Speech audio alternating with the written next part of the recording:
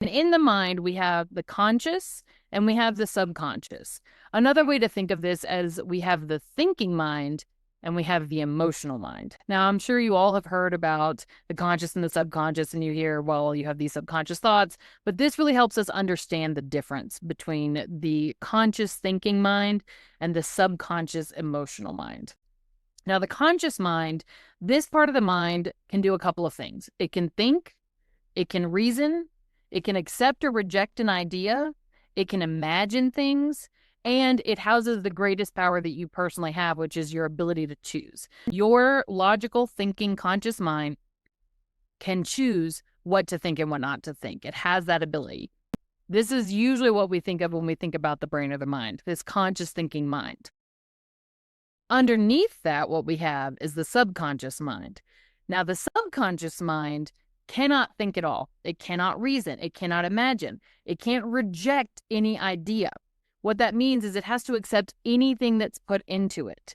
So anything that gets into your brain, this is also how advertisement works, is they play to those subliminal messages and they get into your subconscious mind without you even realizing it. Your subconscious has to accept any input it gets. It also accepts behaviors that you feed into it. It accepts what you personally are telling it. It's very fascinating because it cannot distinguish between what's imagined or what's reality. And this shows up a lot if we're looking at, like, when people are worrying. If you're worrying about something, the subconscious mind doesn't know that worry is thinking about a future possibility. When you get all this emotional feeling about, well, what if the money's not here? And you start getting all pent up and worried, your subconscious mind can't tell that this isn't happening right now. It just takes whatever's going on as real and happening to us right now. So it kicks into this nervous energy. It says, well, there's no money. There's no money. What are we going to do? And it starts spinning and spinning and spinning, and it gets you into a complete tizzy. It cannot tell the difference between what's real and imagined. That can be both positive and negative. You could also change your conscious or your subconscious mind by feeding it positive things because it doesn't know.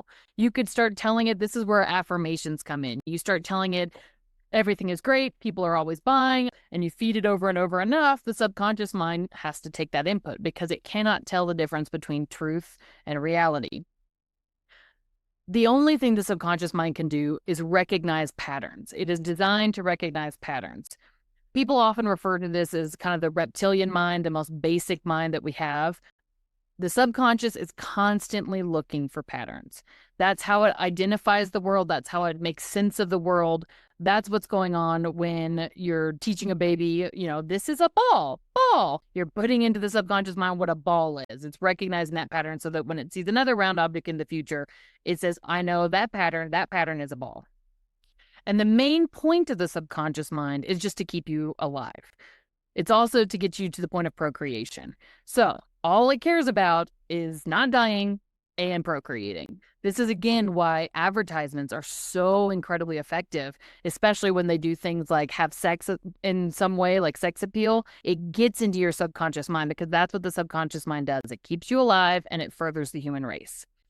The point at which the subconscious mind has patterns that it's recognizing and those differ from what the conscious mind is saying, that's where cognitive dissonance occurs. When the subconscious mind doesn't line up with what's going on in the conscious mind and there's a conflict. The body, the best way to think of the body is the body manifests into physical reality what's going on in the subconscious mind. So the subconscious is kind of like, I read a book one time where she called it The Angry Little Prince. It's this little guy that's in your head that's basically like a child who's running the show, doing everything, and the body is just putting out what the subconscious ideas and beliefs are. The body executes what the subconscious mind has already accepted. It's going to become important as we move forward. But first, it's important to know that the subconscious mind is the only thing that we have until about the age of 7. With the subconscious mind, before the age of 7, what's happening is little children only have the subconscious mind. They do not yet have, and this makes sense if you think about it, they don't yet have the capacity for logical reasoning. They can't decide what they believe. They can't choose to do certain things. They're just acting as a sponge. Now, this is both positive and negative because when children are experiencing things, basically it's just an open sponge where everything gets dumped in before the age of 7. So any beliefs that their parents had, any environmental factors, anything that they see, hear, experience, it all comes in completely unfiltered. Because if you remember, the conscious mind has the ability to reason, it has logic, it has the ability to filter things. The subconscious mind cannot filter. It cannot tell truth from reality. So little children are basically just open sponges. I'm sure you all have heard, if you have kids, you've heard, you got to watch out what you say, the kids absorb everything. This is why. This is why that happens, because they have no ability to consciously think. It's all subconscious. Now, this is incredibly important to know because everything that we experience and think before the age of 7 gets deeply enrooted in our subconscious mind. We have no power to reject it. We have no power to control it. The way that we're brought up completely dictates the beliefs that we go forward in our life with. And the problem is most people and most people's parents put these beliefs in there that aren't necessarily true, but it was passed down from their father and their father and their father and their father. And so these subconscious beliefs just permeate through our history. We're going to go into some of those subconscious beliefs now, but the most important thing to do is remember the subconscious mind before the age of 7 cannot filter anything. It absorbs everything. Now, once you reach about the age of 7 or beyond, it's not a hard and fast 7, but around 7, and you'll notice this with children too, around 7, we start seeing logic, reason, and the ability to filter information. So if you're thinking of the mind, we've got the consciousness, we've got the subconscious, we've got the body, and then we have our 5 senses. So our 5 senses are what we see the world through, not with, through. And that's incredibly important because what we're doing is we're looking through these things to experience things outside of us. The things that are outside of us are results, circumstances, and environments, are things outside of our mind. So results, obviously, things that are happening, things that you're doing through your body create results. If you're working out, you create the results of building muscle. Circumstances are things that you're not actively having an impact on, but they're things that are happening out there in the outside world, outside of your mind. And then the environment is comprised of people, places, things.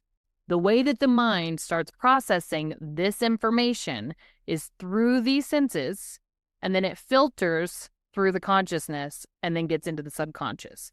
But the subconscious also impacts how we see through our senses.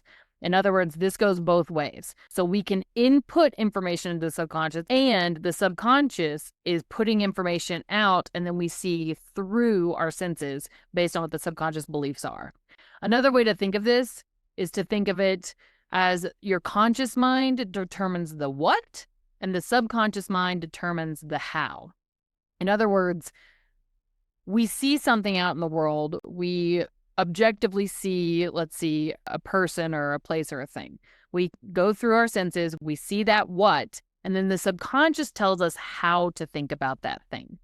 So if you were raised, if you want to do a hot button topic, if you were raised in church and you go to church and you experience people, places, and things in church, depending on how you were raised, your subconscious will tell you either this is a good thing, I have this belief that this is a safe, wonderful place, or if you had bad experiences that got into your subconscious says this is a scary, terrible place.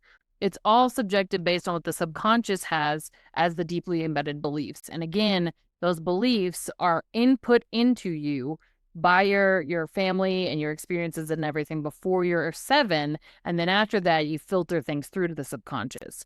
But the subconscious, again, it's on autopilot. You're not doing anything consciously with it. It's running all the time in the background. And the subconscious is telling you how to think of things every single time that you're looking at anything through your senses or experiencing anything through your senses. The only way that you can change what you were programmed to believe is to consciously force new beliefs into your subconscious. Because, like I said, it goes both ways. So there are specific ways that you can go and push things into your subconscious, and we're going to go over how that works. But again, it's important to really think about how the way you were raised, and I know that this sounds like pop psychology, but this is why psychologists focus on what happened in your childhood. It's because the way that you were raised has very definite impacts on how you view the world and what you do in the world. So if you're trained to think, well, specifically from a financial perspective, Money's really hard to come by. If you saw as a child your parents struggling and you saw this difficulty, like for me, I saw my dad working long hours. He would leave early in the morning before it was light outside, come home after it was dark, and it was so difficult to get by, and we had to scrimp and save for everything. My little brain said, money's hard, money's difficult, there's not enough out there. You have to understand that the way that the mind is working, your processing, your subconscious is influencing what you see. So again, how you see it or how you interpret it can even impact what you see. A good example of this is, let's say that you see a dog. So you're seeing through your senses, you see a dog. Now, if you as a little child had a dog growing up and you think a dog is a source of love and affection, how your subconscious works is you look at what you're seeing as a positive thing and you get really happy and you go pet the dog.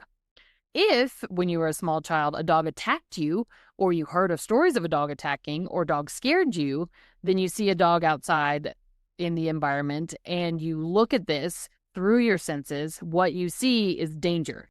You see something scary. What that means is the results of circumstances of the environment, this doesn't change. These are just things that are out there. The dog is just a dog. But what is real to you is dictated by what you are seeing and what the subconscious is saying about what you're seeing. You can change your belief. That's what we're going to be digging into next. We're going to talk about how you rewire the mind. So you get to decide. Remember what I talked about before. The brain, the subconscious part, doesn't get to choose anything, but the conscious part of your mind has the ability to choose. That's the biggest gift that you have. It's the biggest superpower you have. You have the ability to choose what you think, and you have the ability to choose what you believe. It's much easier to choose what you think because the subconscious is deeply invasive, and it's really trying to keep you safe. It's not trying to do anything negatively. It's not trying to hurt you. It's trying to protect you. But the subconscious only knows that the status quo is safe. It's never experienced anything else. So your subconscious is going to fight you when you try to change it. If there's an underlying belief in there that you are trying to actively change, the subconscious is going to see that as a threat first and foremost. So it's going to fight you on this. So the way that you change subconscious beliefs are two different ways. You can change it through what's called constant spaced repetition. That's the idea that at least 7 times, you have to hear something at least 7 times for it to start to sink in, just from a conscious learning perspective. It takes much more for you to subconsciously learn it. But constant spaced repetition is this idea that you continually reinforce a belief or an idea.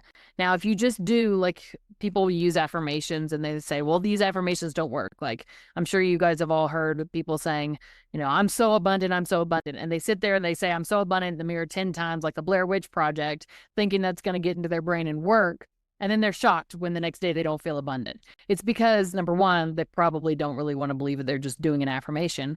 But number two, they don't have that constant spaced repetition. The mind needs to hear something over and over, but it needs to hear it spaced out over time to allow it to digest, to absorb.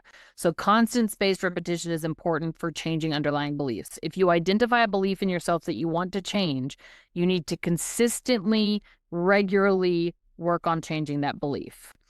This is also the idea behind habits and changing habits. It takes at least 21 days to change a habit because you have to have that constant spaced repetition to change your habitual programming, because habitual programming is a subconscious thing running on autopilot. The other way that you can change a belief is through what's called a sudden emotional response. Now, this one is difficult to do to yourself because it has to be sudden, it has to be surprising, and it has to be an emotional response.